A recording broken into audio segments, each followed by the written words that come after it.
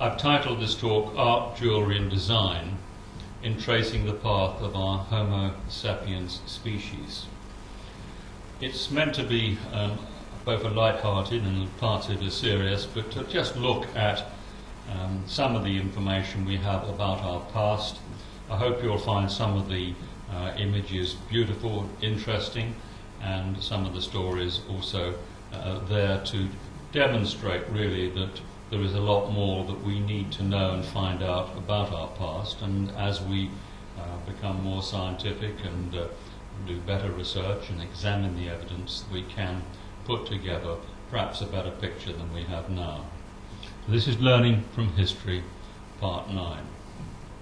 Our human family tree goes back around about 4 million years, and this particular image takes us back to that date and is recent as February 2005. There's not much to add to this in the last 5 years as far as I can see.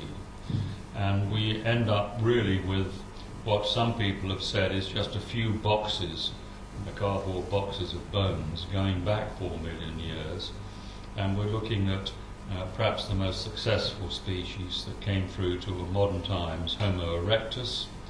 And looking on the right of that diagram, you can see Homo floresiensis, which is now believed to be a separate species that went extinct about 20,000 BC.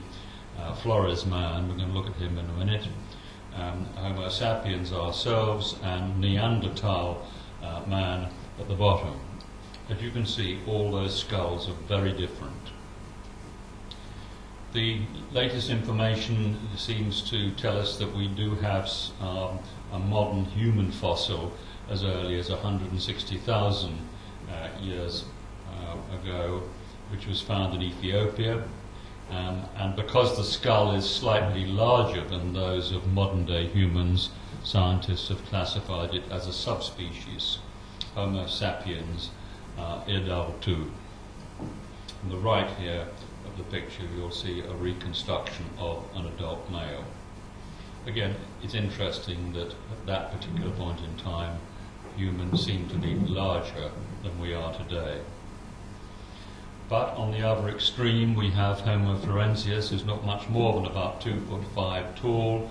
This was a big excitement a few years ago on the island of Flores, which is not far from Sumatra and Bali, that area of Indonesia. And this is the cave where these skeletons were found, and you can see the comparisons between a modern human skull, bottom right, and the Homo floresiensis on the left. It was thought that by some of the scientists, that he was a closely related species to us. Others have said no, he was a completely different species which must have survived, say, up to this date of about 20,000 BC. The other very important area for ancient man is South Africa. Some people believe that the climatic conditions on this coast, southern coast of South Africa, were very conducive to human survival, particularly in terms of the variety of seafoods, the variety of animal life, so that humans living here had a very good diet. And more about that with various papers which are going to be published soon. But we're going to look at Boskop Cave, where most of the research has been done, around about 80,000 BC, and we find the oldest known artwork and jewellery. In terms of jewellery, we have these beads, quite clearly made from seashells, from the tiny estuary mollusk. And this is 300 kilometres east of Cape Town in South Africa, along with thousands of pieces of ochre, which is a coloured clay in a range of shades of colours from red to black, used for decorating, and I believe probably for curing hides and cosmetic purposes. These shells were part of an extensive local trading goods covering at least 30 kilometres from Boskop Cave itself. Another image of those extraordinary shells, Nassarius shells. And this is one of the famous photographs that many people have seen. You'll see the fairly crudely worked flints on the top of the picture, and then you'll have a block of ochre which has been engraved, and bone tools, and those points, which are several-sided points or two-sided points, which I think are made of timber. They've survived with clear evidence that somebody reasonably smart was using his brain to create the carvings and create the tools. At that particular site, around about 76,000 BC, give or take a few years, it's very difficult to date things at these great distances in time, but you see there's a relative abundance of the hare, carnivores, hyraxes, bovids, large bovids, dune mole rats, seals, a whole range of species, very similar to the species you find in South Africa today. And with all the seafoods around that coastline, that was the base of a very healthy diet, perhaps, for people living there at the time. Now, the key date for everybody to remember about our past, and this is a time where the planet changed very dramatically because of a supervolcano explosion at a place called Lake Toba. And you can see this in the middle of the actual image here. You can see something like a 40-mile long scar in the Earth's surface, which is the caldera of that supervolcano, which covered the whole of the Indian Ocean area, including Africa and India, under big layers of ash, and changed the climate for many years, and was a major turning point, and many people didn't survive the much colder weather that came about because of that explosion. And research on head lice tells us that this was the point in time where human beings began to wear clothes. Don't ask me the details of that, but it's well documented and researched, because we can look at the genetic features of the head lice and work out in terms of time where the head lice actually changed their behaviour because a human started wearing clothes. This is North Sumatra, and at the top of the image you'll see Aceh, and of course we had that terrible tsunami at Aceh which obliterated large parts of the coastline.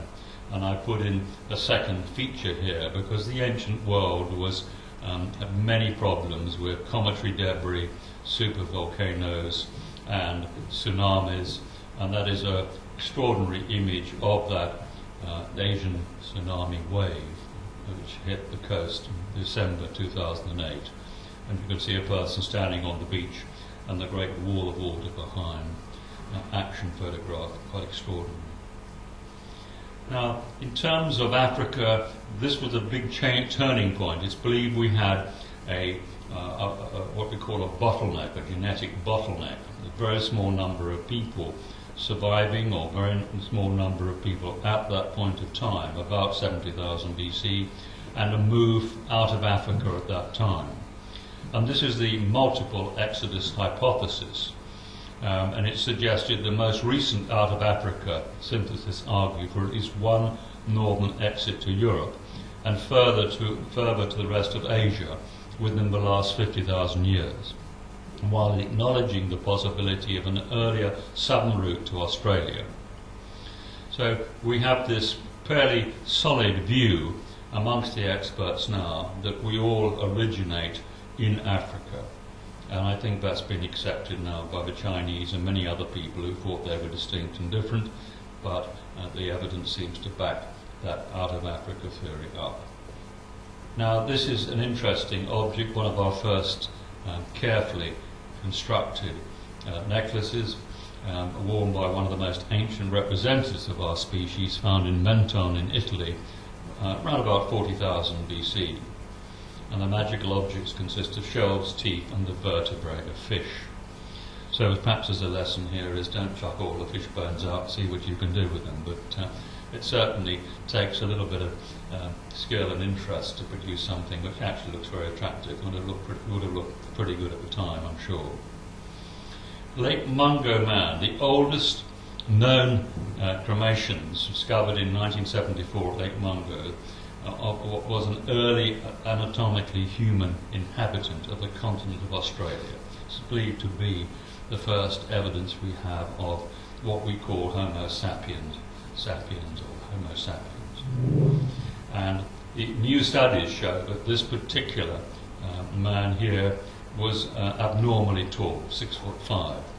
So in this fossil record, we're pulling up people who are abnormally tall, which is an interesting part of the history and the subject we're going to look at about perhaps our more recent ancestors. The age of 40,000 years is currently the most widely accepted age for LM3, making LM3 the second oldest modern human fossil east of India.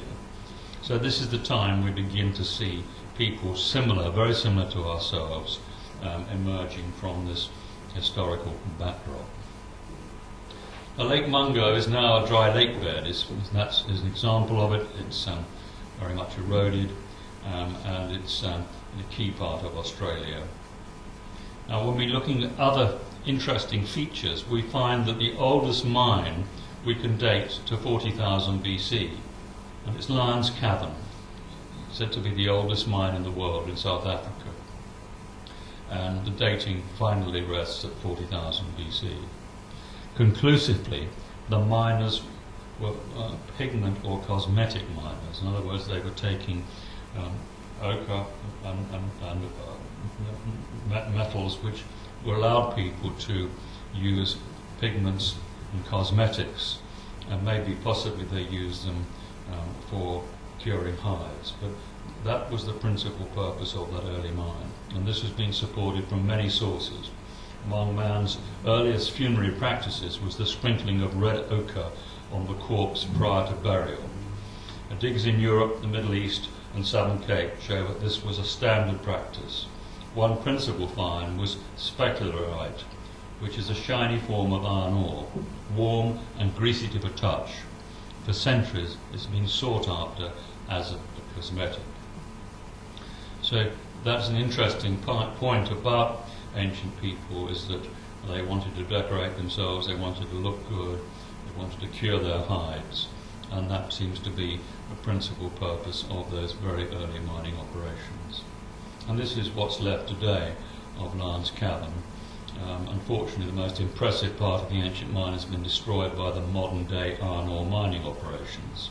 However, parts of the ancient mine can still be seen at the top in the Wagener Mountains. They overlook the giant crater left by modern mining excavations. In the same area, the Lyons Cavern file shows a sand rock painting of what looks to me, this is Peter Wagener, talking of somebody with a huge crop of blonde hair. This takes us over that span from 40,000 BC right to modern times, and we have the Sand people in the Western Cape doing cave paintings, and this one is dated to around about 1000 BC, so over an enormous time span. Not much had changed, the same features, same people, but an interest in art. Now, the earliest known European cave paintings date to the Ordination period, some 32,000 years ago, following arrivals from Africa. At this time, we see an explosion in the size of mankind's toolkit, from some 20 items to over 100. This was a major change for our species. All of a sudden, we've got a massive toolkit, where for many millions of years the toolkit was very small, let's say more than 20 items, and then suddenly over 100. This is an example of what we call the Neolithic toolkit, and over in here you can see 39 items, and this is from the Daily Telegraph in April the 16th, 2005. All the tools that ancient man would have used for his work, his art, and his life, and skinning animals, etc., and cutting meat. This is another very interesting and very important comparison from Human History by G. Elliott Smith, showing that Chellian, which is 100,000 BC, those rather crude flint points, very similar to the ones we saw at Bombos Cave, although the Bombos Cave ones looked a little bit more modern than these Chellian ones. And then we move to the greatest sophistication, greater than anything we've seen since, in terms of the use of flint knapping to produce the most wonderful flint objects. And this is why the Sulatrine people, the date's somewhere between 20 and 24,000 BC, but these are the very sophisticated points in technology which we see taken around the Atlantic and ending up with the Clovis people in America and giving us the clues that the people who lived in southern France and northern Spain, the Sulatrine people, were in fact travelling around the world in their very practical sealskin wooden frame boats. Now, over this period of time that we're talking about, which is the time of our species, the last 50,000 years, the rate of temperature change has been very, very surprising and very alarming. And we see that there were very or extremely hostile conditions which our ancestors had to deal with right up till 9,400 BC, which was the end of the Younger Dryas Ice Age and the start of what we call the Holocene, the wholly recent period of time when temperatures stabilized, the climate warmed up, and agriculture got underway. Many people feel that the hostile conditions prior to 9,400 would have prevented agriculture from taking place and would have left really a situation where there were very few people. Certainly at the end of that period, the Great Catastrophe, which I've talked about in other lectures, 10,850 or thereabouts, we see the Earth being tipped on its axis, massive floods, massive movements in the Earth's crust, and that was the tail end of cometary debris blasting through our solar system, and the final stage of a supernova explosion that went off some 200 light years away at 39,000 BC or earlier. Now, this spread, when people came north from Africa, we have this period of time which is called the Aurignacian period, the earliest Aurignacian Homo Sapiens sites, around about 37,500 BC. And you can see the various sites here with the black dot and the Levantine sites, other sites, and the various routes taken by people in populating Europe. Key time, and this coincided with this explosion in the toolkit of our modern man. Now, I've inserted into this talk recent research, marvellous research, which one should, if you've got a web, look at it, dial up Cedric Leonard and look at his work on Atlantis, his views on Atlantis, and his extract from Atlantis and Cro-magnon man, anthropological insights. And here we can look a little more detail at who is Cro-magnon man, and is he a special version of Homo sapiens sapiens or what? But let's look at some of these slides and see where this takes us. Now, the Upper Paleolithic age covers the period from around 38,000 to 10,000 BC. During this period, two main physical types of modern man flourished throughout Europe, Asia and Africa, Eastern and Western. The Western was known as Cro-magnon, but the Eastern are known by various other names such as Brun man, Predmost or Coombe Capel. It's wherever the remains were first found. This is the Coombe Capel skull, dated at 38,000 BC. It's a non-Cro-magnon Eastern type of skull from Moravia in Czechoslovakia. Again, and the Predmost skull, non-Cro-magnon Eastern type skull. Now, this is the extract from Anthropological Insights by Cedric Leonard. The tool assemblage associated with these Eastern types is known as the Perigordian and is merely a continuation of the earlier Neanderthal toolkit, the Mouserian, whereas the various Cro-magnon tool assemblages are definitely not. According to Professor Borders, Coombe Capel is not an invader bringing with him a lower Perigordian culture. The Perigordian tool industry did not come from elsewhere, but was only a continuation of the Mouserian tool industry of Neanderthal man. Anthropologists are pretty much in agreement that the Eastern types of modern man originated in East Africa, eventually winding their way through the Middle East into Europe. But these Eastern types were clearly wanderers, as indicated by their extremely thin and widely scattered occupation sites. Such sites are more or less evenly distributed throughout Europe and the Middle East, with no clustering towards the east or west. But in contrast, Cro-magnon sites are usually thick, indicating long settled occupation in one place, and are definitely clustered towards the western portions of both continents, that's Europe and Africa.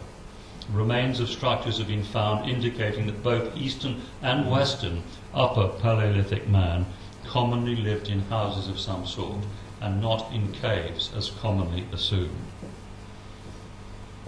Here we have the old man of Cro-magnon, the Cro-magnon man from the Aurignac cave in France, 32,000 BC.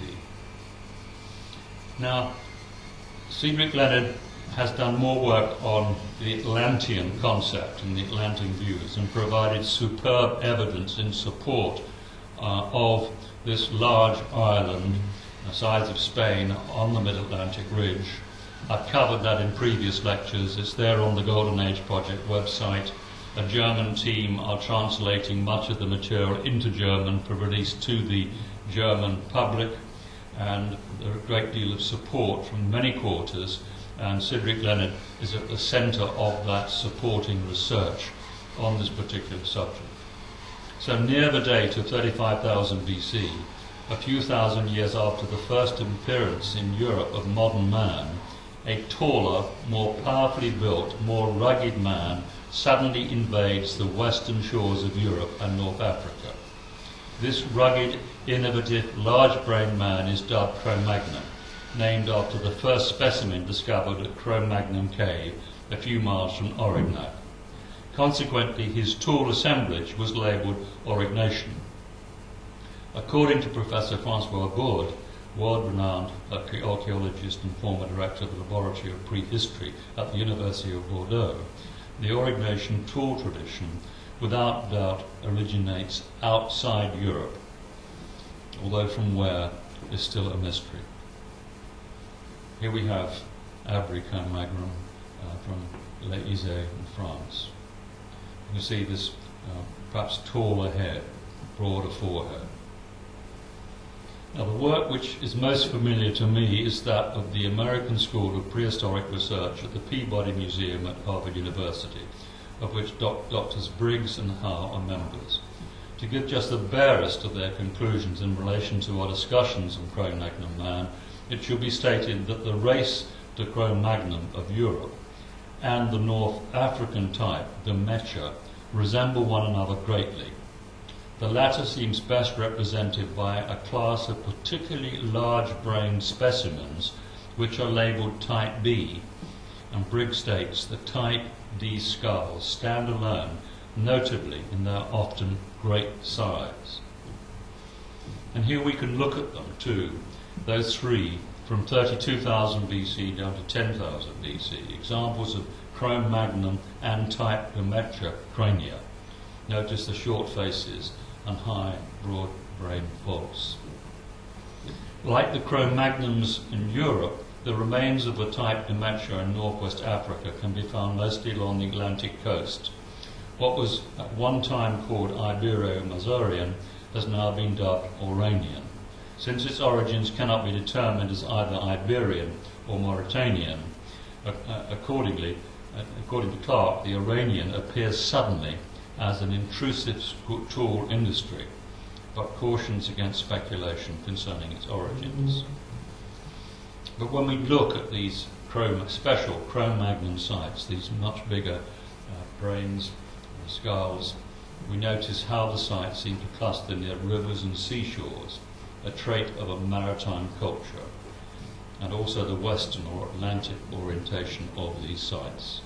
So this gives us very important clues that something special was going on, and I'm going to touch on the possibility of a crossbreeding between a large-brained group in southern Africa and the earliest Cro-magnon.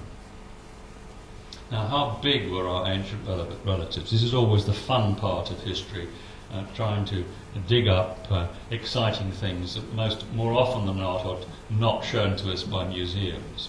But there is such a wealth of information about very large people We have a lot of records of people over 9 feet tall and photographs of them and records of them being perfectly healthy, and this goes all over the world.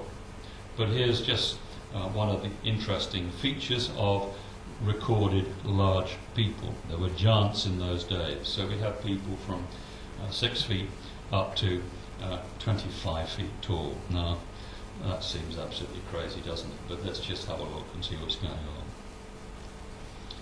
47-inch human femur. During road construction in southeast Turkey in the Euphrates Valley, many tombs contain the remains of giants. Texas, giant skulls. A giant head excavation found in California and also in Bolivia. And we find these large people at all points, particularly in Bolivia, which is near Lake Titicaca.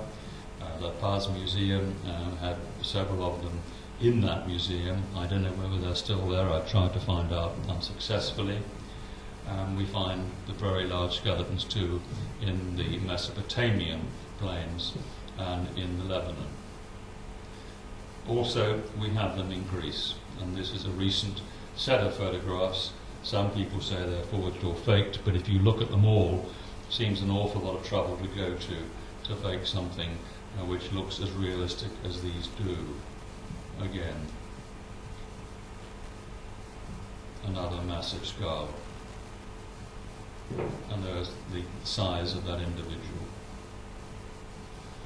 And we're looking now at this comparison between a restored Boskop skull on the left with that of a modern human. In 1913, Frederick Fitzsimons discovered a skull named Boskop after the vicinity near Potchefstroom, South Africa, where it was found. It's not far from Port Elizabeth, and this is the home of Professor Peiter Wagener, and this is Peter Wagener's material which I'm using here, and he is the expert on Boskop man. He says there are many more specimens. It's a major feature of that area. These very large brain people, and he believes that the conditions under which people were living in southern Africa provided sufficient food and quality of food for humans to have been very successful over a long period of time. So we're looking now at the possibility, and David Wagener is very clear on this point, that Boskop man may well have crossbred with Cro-magnon to give us in effect what we have today, which is our modern species, and would have given us these very tall giants which we hear about in our history. There is also the issue too, of course, that if we had a much denser atmosphere prior to the great catastrophe at 10,850, then that much denser atmosphere would have created much larger humans as it did animals, because this is where we find the giant saber-toothed tiger, mammoths, the sloths, a whole range of species which under a much denser atmosphere grew to a much greater size, and this needs to be factored in perhaps to all the arguments that we're looking at here in trying to uncover the past of our species. Now, archaeologists have been at a loss to give a realistic explanation for the implied properties of this skull. It does not fit the accepted theories of evolution. This is the author, Peter Wagener, with the Boskop skull. And the acknowledgements are to Gail Watson, the Port Elizabeth Museum, for permission to study and photograph the Boskop skull. I think we're going to be hearing a lot more about this because it seems to fit the overall picture. It's an area which needs to be looked at, and hopefully this will be hot news within the next 2 years. When we look at the ancient Sumerian records, we've got here a Sumerian tablet with a seated giant king. He's clearly much bigger than the smaller people. There are many examples of this. How tall might this king be if he stood up? The more you study this image, the more symbolism you'll find. Note the great detail of the king's attire and cuneiform writing of the day. Here we have, on the right-hand side first, is a 9-foot high man from Mongolia who was presented to the Tsar of Russia, and that's a famous picture around about 1922. and we have also have another man who's much smaller, in fact, but you can imagine how small the people are around him. He's only 7'5", but we've always had very tall people, and many of those people have been quite normal in their physical ability. They have not necessarily had growth problems with hormones, etc. And this is another interesting feature of many ancient statues. We're looking at people with 6 fingers, and we find them with 6 toes as well. We're looking now at these early Cro-magnon skills. These skills we find with this explosion in the toolkit round about 38,000 BC. Lion human, a carving discovered in a cave in Germany. Flying duck on the wall of the German cave. So flying ducks have been around a long while decorating walls. A 30,000-year-old spotted hyena painting found at the Chauvet cave in France. I've titled this My Hand. You might say that's interesting, but what they did was held the hand up against the wall, and they had the paint in their mouth, and they blew onto the wall to create that image. And the Magdalenian age, Lascaux. Lascaux is the setting of a complex of caves in southwestern France, famous for its Paleolithic cave paintings. The original caves are located near the village of Montignac in Dordogne.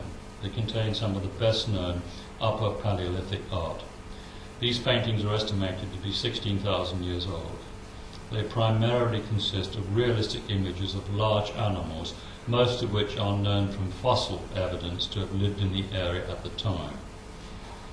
Lascaux was added as a World Heritage Site in 1979.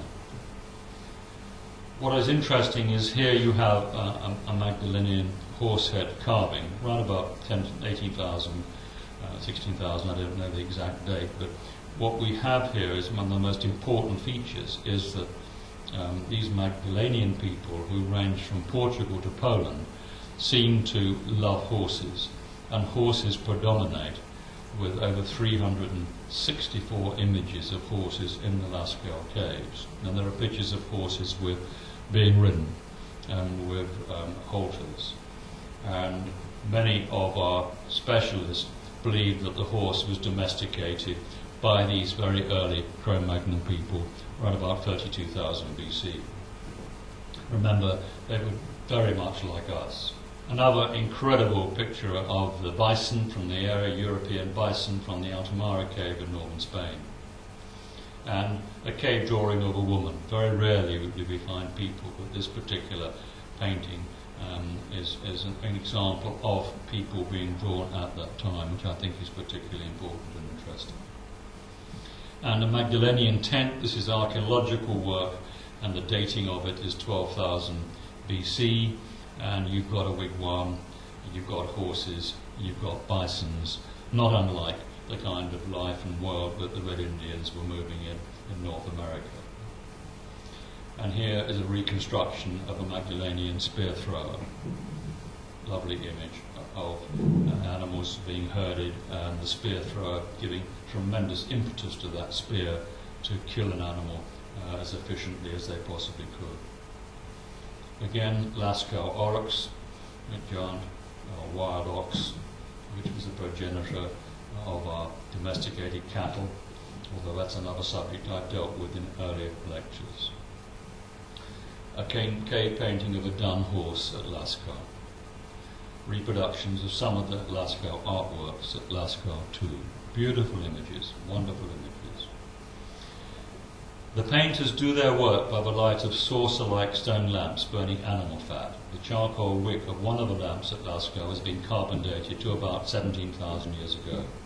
The same process has dated objects found at Altamara to some 13,000 years ago. Around this period, cave art in the other European sites also reaches its peak. Now, great skills were displayed. I'm not going to read all of this, but it's important to know that there were no less than 158 mineral fragments from which the mixtures were made. These are the paints that were mixed, vessels and mortars, and colours were mixed. And have master craftsmen, you have students, you have all sorts of technology and tools, blowpipes made from bird bones, etc.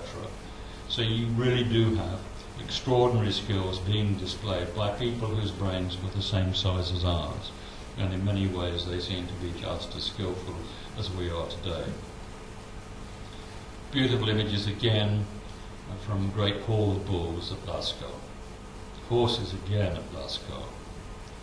Another picture of Boskop. Look at the colouring and images, and there's a red deer at the bottom.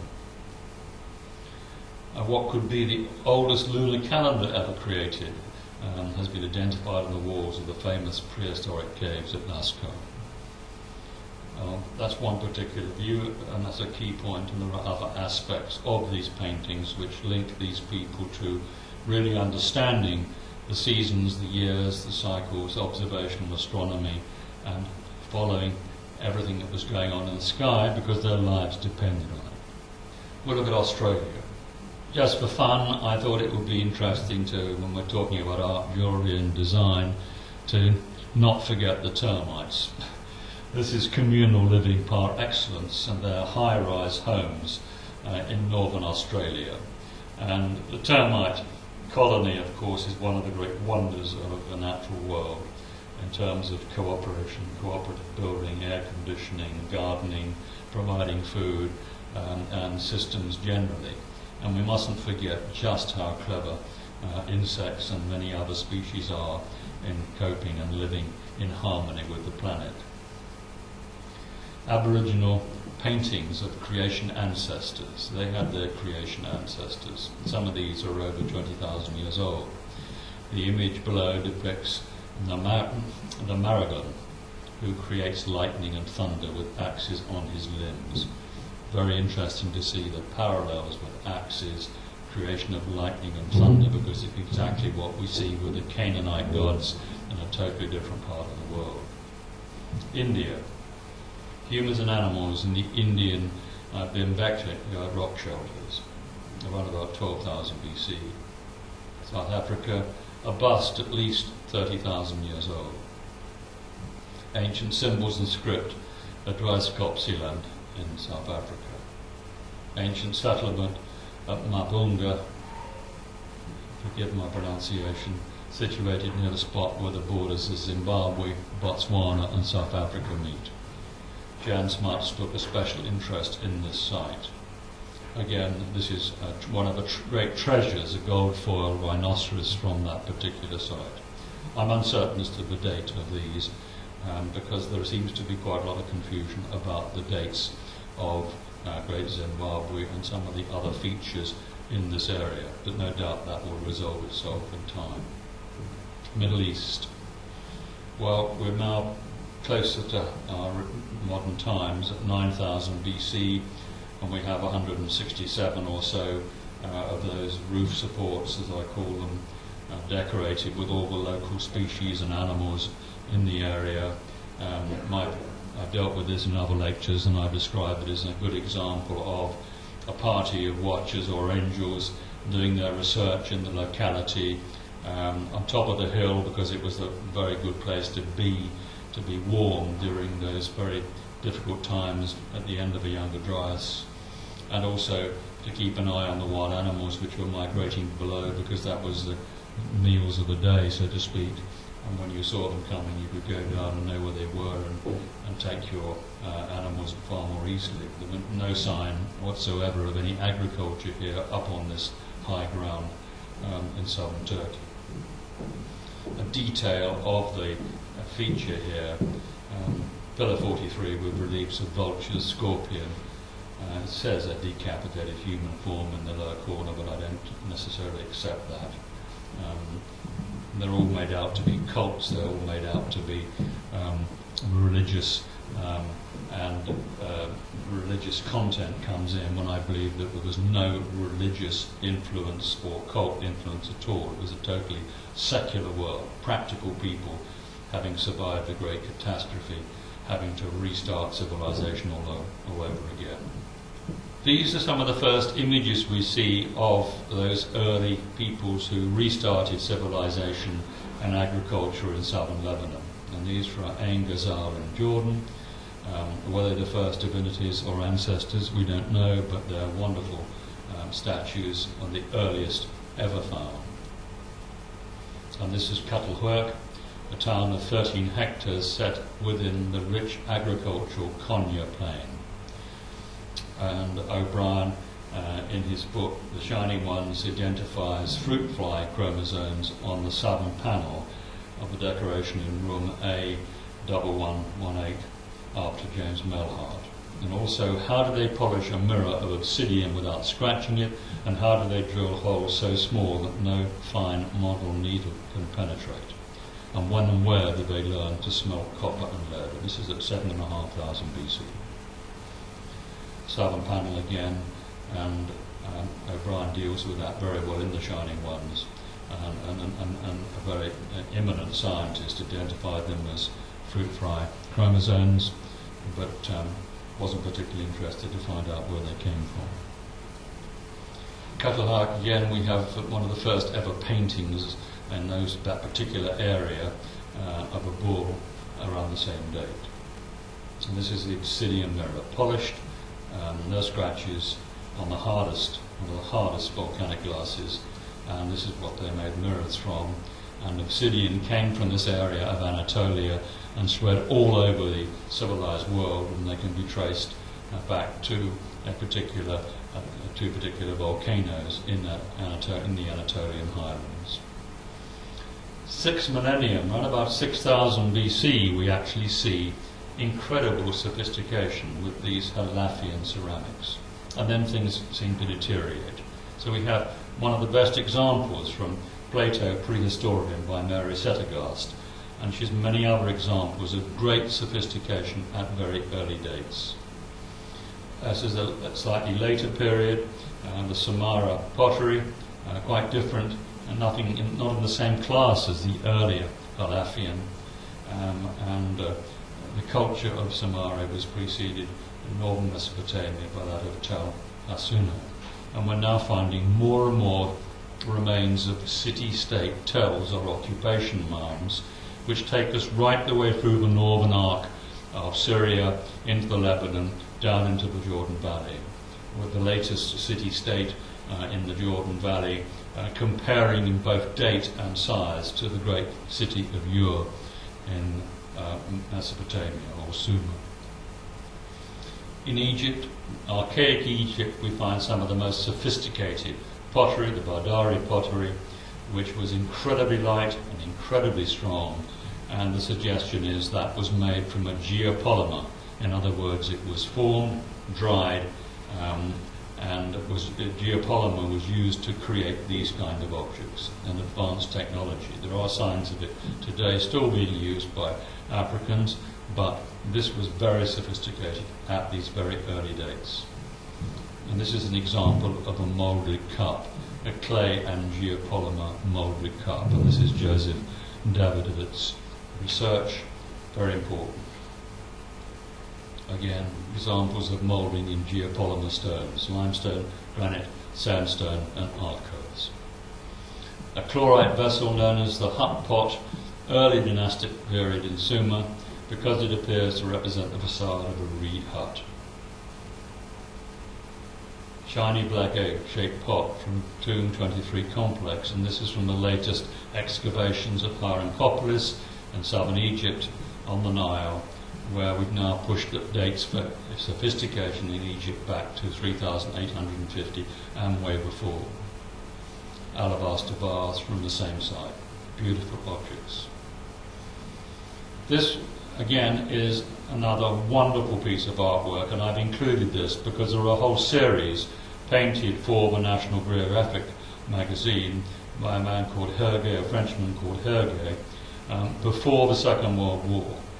And this one is the whole concept of Noah and the flood, and the quote is, "I looked at the weather, stillness had set in, and all mankind had turned to clay." And this is from the flood tablet in the Epic of Gilgamesh, right about 4000 BC. And you can see the ark, Noah's ark, on the rock behind, which is a cube. And of course the suggestion is that Noah's Ark was little more than a large box in which all the technology for creating life was stored and carried at that very great time of climatic catastrophe, much earlier than this flood story, which is a late Sumerian flood story. And we're looking at the Noah's Ark being the technical tools round about 9,000, well, at the time of the 10,850 catastrophe, when the small group of survivors were able to start all over again at the Garden of Eden site called Karsag in southern Mesopotamia.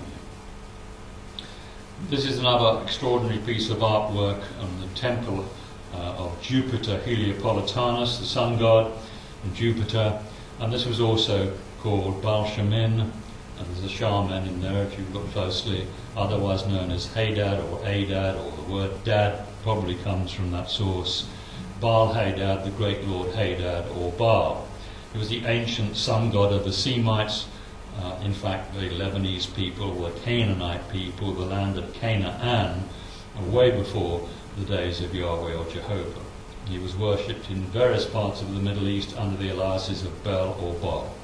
So we find Bel, of course, in Scotland, and that comes in a previous talk with the people who come into Scotland around about 4000 BC and into the British Isles. And this is from a wonderful little book called A Story in Stone by Michael Harris, and this is all about Baalbek.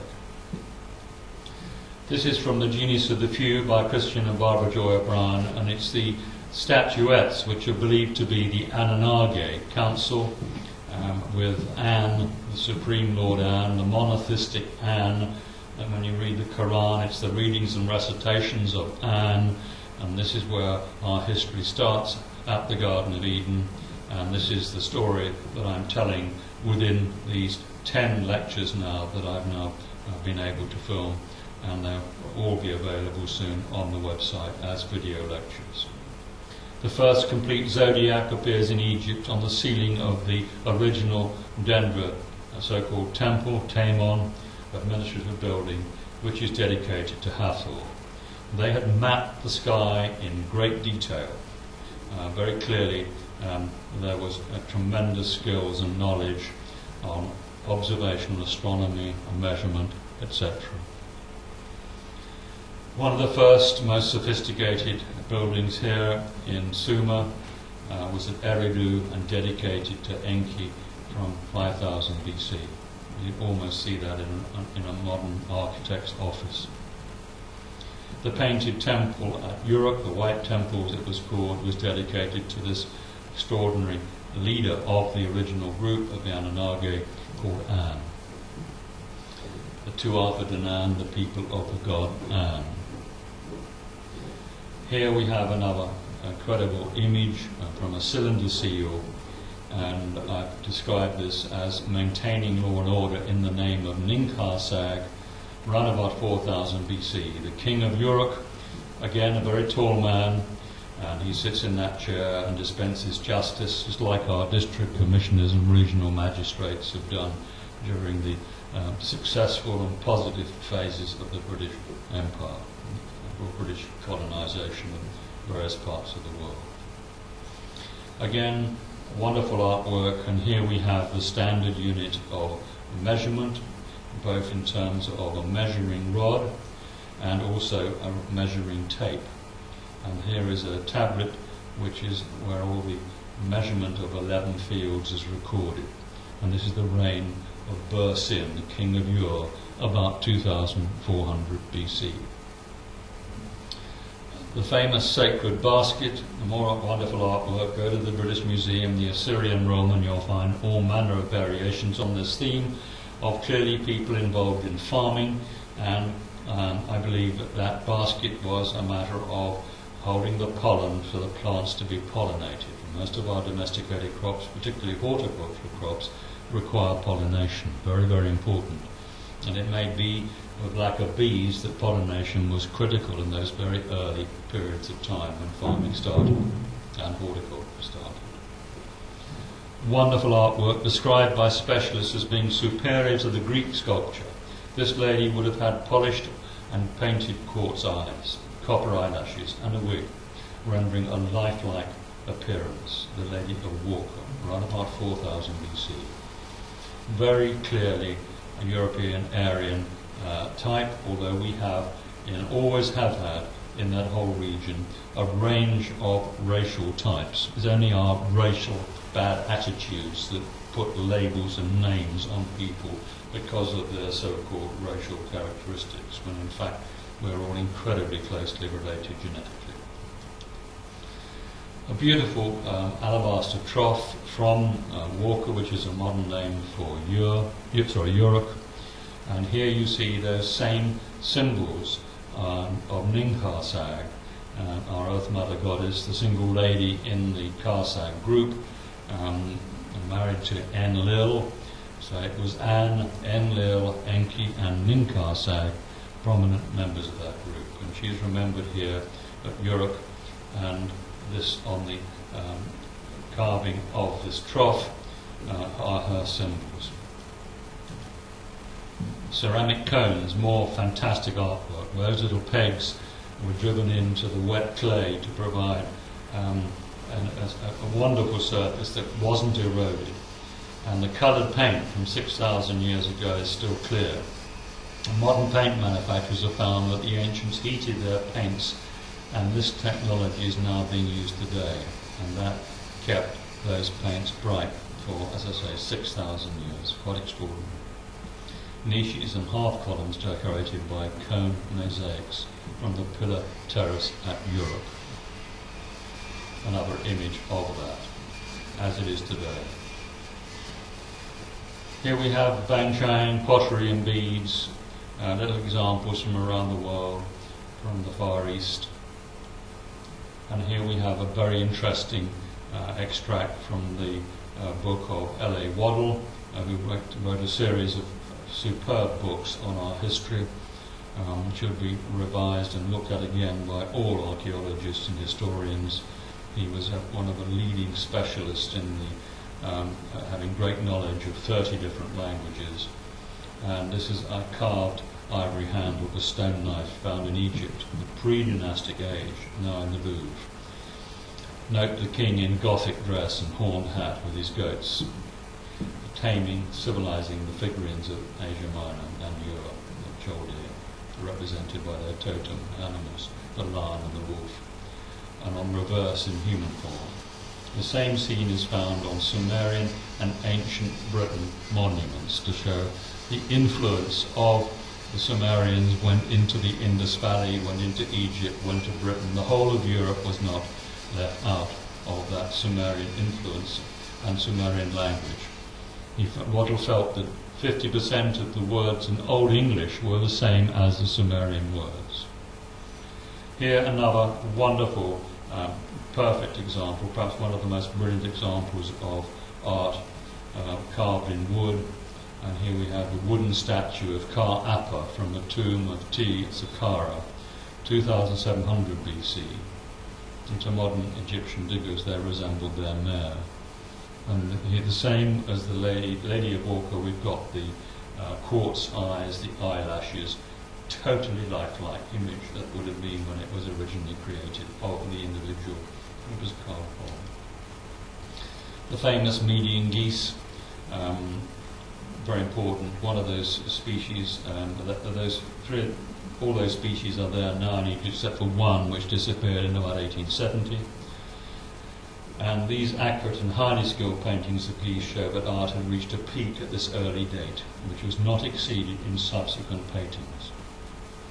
And this is from the very important two wonderful volumes, Ancient Egyptian Paintings, which are selected, copied and described by Nina M. Davis, with editorial assistance of Alan H. Gardner, Chicago University Press. And that's Sir Alan Gardner, who was the great Egyptian specialist and linguist responsible for so much of our understanding of ancient Egypt. From the same volumes we have Egyptian birds. They had a stylized way of painting humans, but their birds were reproduced beautifully. And again, this is very, very early, and It wasn't ever superseded by better work. It was, the further back you go, the better the work was. It deteriorated from this point in time. The Divine Triad, these statues come from Tel Halaf, and this is of An, Enil, and Ninkarsag. The triad, it might have been Enil, Enki, and Ninkarsag. Difficult to know exactly, but this was the three key figures at the Garden of Eden site, remembered in this form. The royal headdress from the royal graves of Ur, more wonderful artistic design, and these were base metals which were plated with pure gold. And pure gold has to be heated to over 5,000 degrees before all impurities disappear. And that technology was confirmed in the 50s as existing by the atomic energy establishment at Harvard. Gold electroplated onto base metal. In the same way in South America, the base metal was copper and gold was plated onto that copper. And one of the reasons why all the gold in South America was melted down was because it had to be extracted. There was much point transferring copper back to Europe. The golden head of the bull on the front of the lyre found at Ur. Here again, this is at Saqqara, and you have wonderful blue pheasants tiled panels. And glazed tiles of this period were superb, and we find this glazing right the way through the region and in Babylon, and we just don't know how the technology was acquired, because we still don't even understand the technology today. Found at Syros in Greece, and if you don't care about archaeology, you have to admit this is pretty cute, there's a word on it. And of course the Great Pyramid casing joints, more technology and design and precision engineering.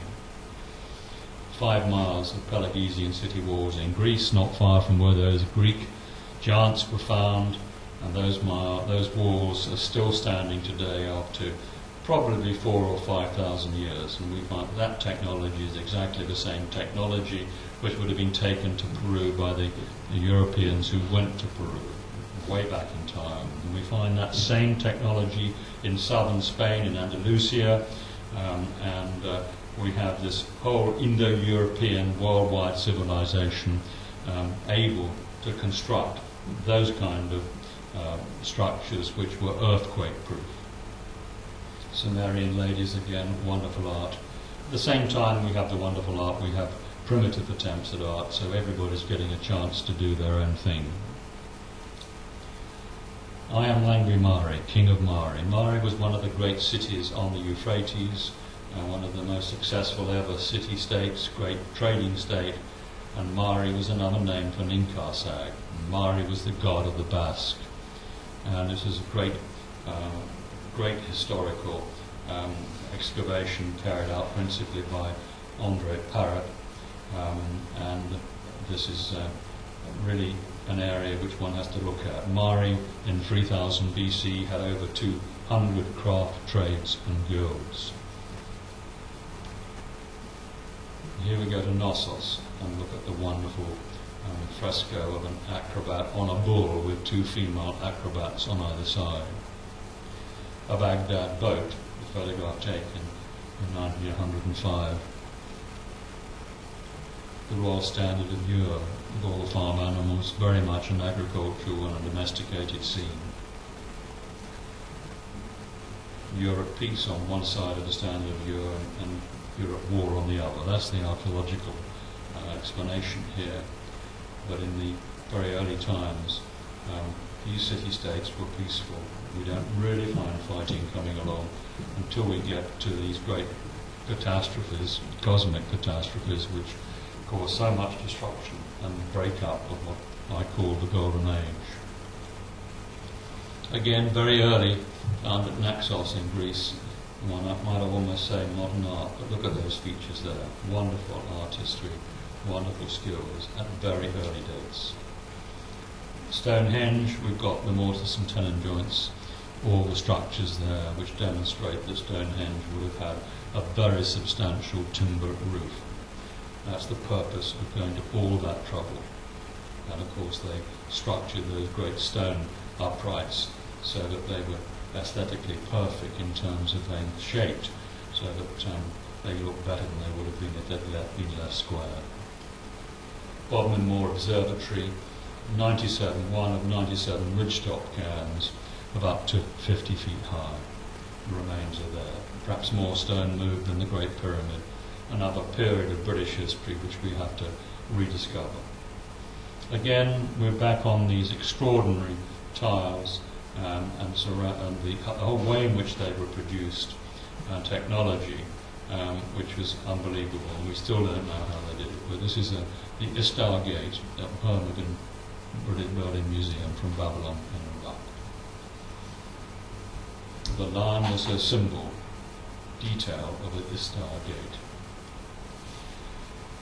We also must remember the Hittites. We have great art, great sophistication amongst the Hittites. One might argue the Hittites were as important, if not more important, than the Sumerians in this area of Anatolia.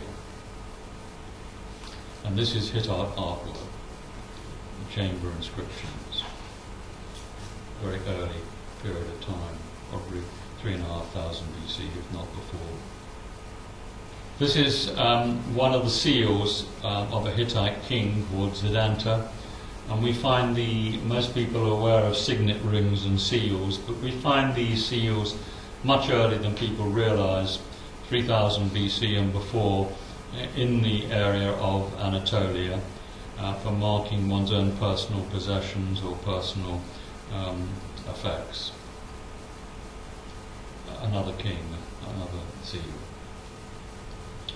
Now we're moving to Bolivia, and we're looking at the Fuente bowl, inscribed in early Sumerian cuneiform and found near Lake Titicaca in Bolivia.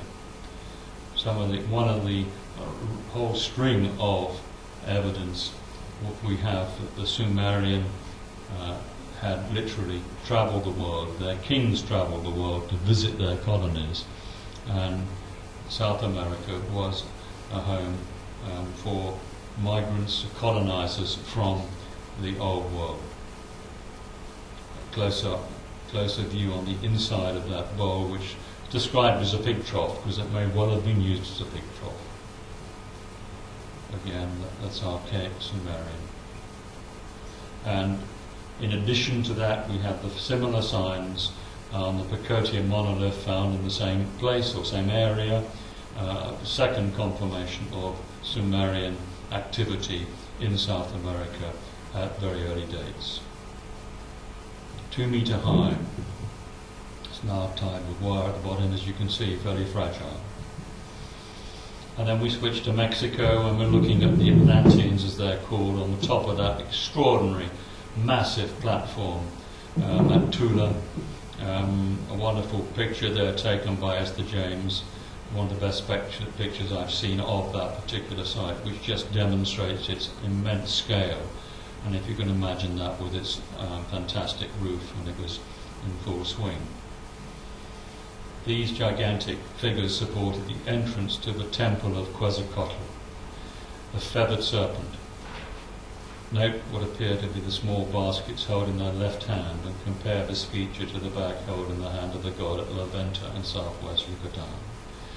They may be baskets, they might possibly be sophisticated pieces of machinery for cutting stone. I'm not really sure, but we definitely get very similar images both at La Venta and back in Europe. And all the evidence that Quetzalcoatl, the feathered serpent, was one of the gods, maybe Inki or Enel or his successors, or a title for somebody who was visiting the colonies in the New World from the Old World. And that's La Venta, that very important area where we find so much evidence of Old World influence in the Americas. And this is the Olmec La Venta sculpture, and with the same sacred basket. You can just see the sacred basket held in the hand here. And that's what we see in the Assyrian statues in the British Museum. The snake, which often represented the plumed serpent god, was the symbol of the sun and a potent motif in Mexican mythology. Well, the serpent was, of course, the wise man and the wise woman, and the serpent knowledge was the ancient knowledge of the Anunnaki. Again, European influence at La Venta, the wrestler, wonderful statue, famous statue. Olmec, and it's believed the Olmecs certainly go back to 2,500, maybe 3,000 BC in that area. European influence. Again, the walker at La Venta Park Museum, Olmec sculpture again, that's clearly a European. That's an African Negro with a leather helmet, probably a miner, and in this particular case that helmet's design is being compared to the gold crown which is attributed to Sargon. Desert glass, Egyptian jewellery again, those desert glasses clearly cosmic origin and used as decoration in Egypt. Again, wonderful Egyptian jewellery. Mesopotamian jewellery, again, these people had design skills which match our own. More Mesopotamian jewellery, beautiful pieces. Etruscan jewellery. Etruscans, very, very important, peaceful people, mixed race people. You see white, black, all colours under the rainbow in the main administrative buildings, all clearly cohabiting together, peaceful, a refuge of the old order from the Golden Age until it was corrupted and disrupted by the Roman Empire, as we will call it later. And of course the Etruscans are in this very important area of northern Italy. Mayan jade pictorial. The Mayans had this extraordinary skill of working very hard jade and their own particular stylized design. In the Bolivian National Museum in La Paz we have the Tiwanaku culture, and this is, say, something like 2000, 3000 BC. Again, wonderful pottery, not unlike the pottery we see down the Nile. An Aztec craftsman made these earplugs with obsidian. Obsidian is one of the hardest and most brittle volcanic glasses. So you can imagine, these are polished to a thickness of less than 1 millimetre and completely symmetrical. Nobody understands how this could have been achieved. Unmistakable signs of machining emerge. So our design and crafts and art are of the highest standard. Where did you get that hat? This is a wonderful extract from The Gods Who Were Men by Ruth Ferrell, which I hope to publish. It was intended to be published by Ruth Ferrell, the husband of Hyatt Verrill, but she died unfortunately before she and Bernard Dallaire could arrange for its publication. But I'm hoping, with Bernard Dallaire's permission, to get this out, because it is an absolutely sensational book on the history of the Americas and the Sumerian influence in the Americas, and provides so much evidence of the links between the Old World and the New World. This is the Toltec bas-relief drawn by Ruth Ferrell. The Nazca spider, more wonderful artwork on the ground, and this very small cave spider, the Rachinulae, has its reproductive organ on its leg. This is not visible without using a microscope. This is from Christian O'Brien's The Shining Ones. A highly polished concave bronze disc would have made an excellent telescope. This in fact is not a telescope, it is concave bronze discs, one on either side.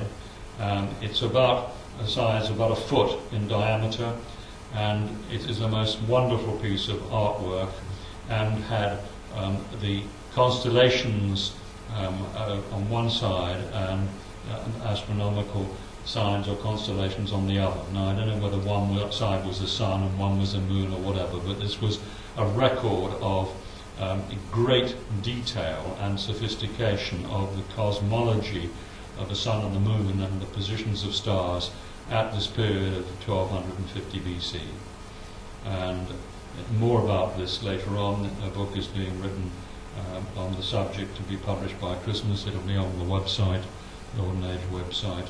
But it's another incredibly interesting object on which we're beginning to understand so much more in terms of the sophistication of the people who were living at this time. Discovered in a peat bog at Trondheim in Denmark. An Iron Age necklace, elaborate gold torque made from 25 metres of gold wire, was unearthed at Sedgeford, Norfolk, and united with its missing section, which was out in the British Museum. So a plough had cut it in half. One bit went to the British Museum, and thank God they found the other bit. That was a bit of luck. And right across in the plain of jars on the other Mekong River, we've got these very large jars which are almost as big as a man, and nobody knows what they were used for, but they're there. Somebody went to work on them, and perhaps they weren't delivered to the customer, I don't know. They're famous, of course. They don't look very happy. They've lost their hats, but we've got those Moyo statues on Easter Island, and they have a story to tell of their own. The Pharos Lighthouse in Alexandria, one of the great wonders of the world, and it's believed that that did have a very large concave copper, polished copper, mirror and an arc light in front of it, and completed and inaugurated by the first Ptolemy's son, Ptolemy Philadelphus, in 279 BC. Despite earthquake damage, it is still functioning in 1115 AD. Over 400 feet high, the electric arc light in front of a concave copper mirror could be seen for 100 miles. That's the work of Larry Radke, worth following up on his website. Very, very important piece of ancient technology. And of course, remember, Alexandria was the greatest base for knowledge in the ancient world, and we see so many inventions being put together by people like Heron and other great scholars and engineers in that incredible period from the time of Alexander the Great's death, and the good works that the Ptolemies did in centering all the knowledge, the libraries, everything in Alexandria, the great centre of knowledge in the ancient world. A Romano-Celtic mirror, copper polished mirror. The Egyptians produced the same kind of polished copper mirrors. Here we have more art, design, and a bit of music thrown in, and we find the panpipes of the old world were found in use in Panama, Colombia, and Peru. The same panpipes were found in the Solomon Islands with the tonal identity and the same pitch. Surely another example, moving in one direction or another, of contact culture. Very interesting that you find this knowledge, and it comes from a very important reference book called God, Kings and Titans by James Bailey. The Winged Bull at Korshabad, more incredible artwork. And this is what you see in the Assyrian room at the British Museum. And King Ashburnipal and the Assyrians had absolutely no doubt who the gods were and what they did and how they delivered agriculture and civilization. They were on the walls of their palace, laid out wonderfully, and those statues are now, many of them, in the British Museum Assyrian room. And the same way that Hadrian also understood the gods and who had delivered civilization and agriculture, built the Pantheon in Rome to honour them. And I've dealt with that in previous lectures. A relief of a lion hunting found in Nimrod, a lion killing a slave at Nimrod. That's the title of these images. Gold necklace, anklets, crown and armbands dating from around 800 BC, which were among the Assyrian artifacts found in the tombs of Nimrod, not far from northeast of Baghdad, Korshabad and Nimrod, very close together, very close to the city of Mosul. Now we cross the oceans and we find the Maori tribesmen wearing these tattoos, facial tattoos, and remember the Maoris arrived after the Celts. The Celts were in New Zealand before the Maoris were, and that's another story, but a very interesting one. African women with ritual scarification, say more artwork and design here. And here we have the Kayan long-necked woman. For me that's going a bit far, but she looks very happy and contented and very beautiful. no doubt. That's a little more fearsome from New Guinea, the Asmat tribe nose ornament. The Homi in Benin in Africa, in West Africa. The Fula peoples in Africa, tribal jewellery and dress. Tremendous trouble taken to look good and using all those features. And this is what we're finding with people, ordinary people, this free will and desire to make themselves look good.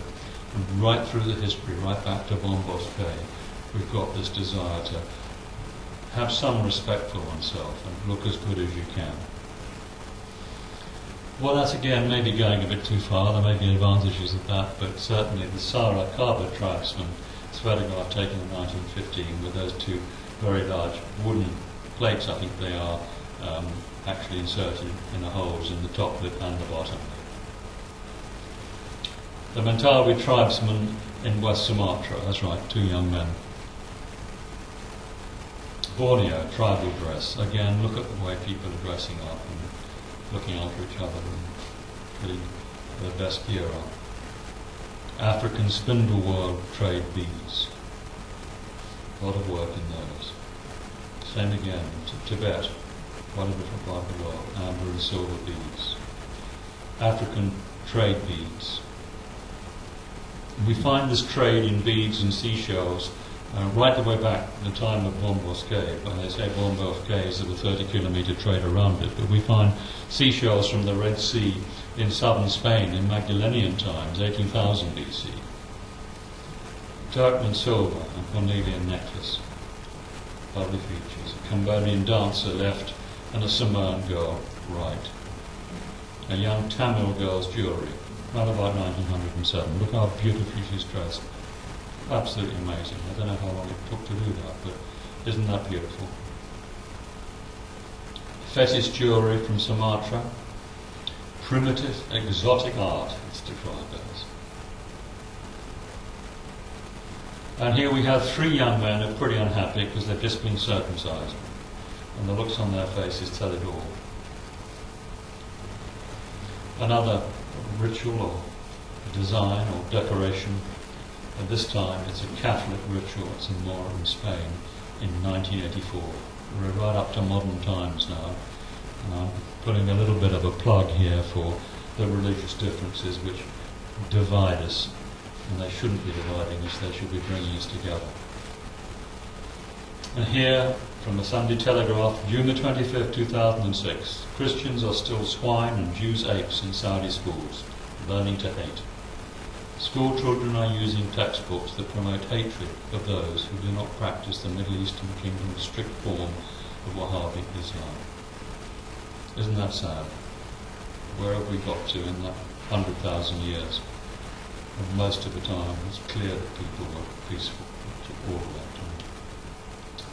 That is the end. Thank you very much. I hope you've enjoyed that. Look at life, look at art, jewellery and design, and our own species.